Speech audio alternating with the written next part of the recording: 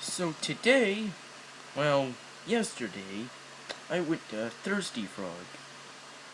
Anyway, it's currently 5:46 a.m.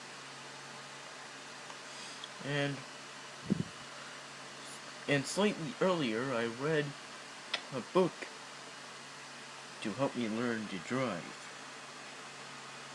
Interesting, huh?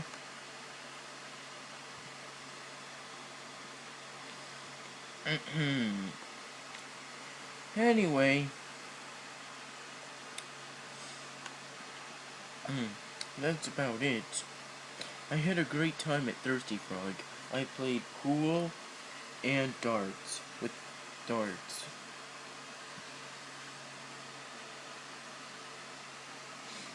I ate pizza logs, wings, and had quite a bit of Coca-Cola. Oh, sorry.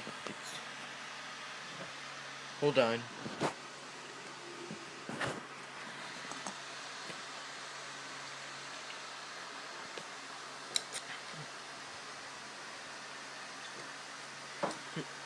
Anyway, I have to get ready.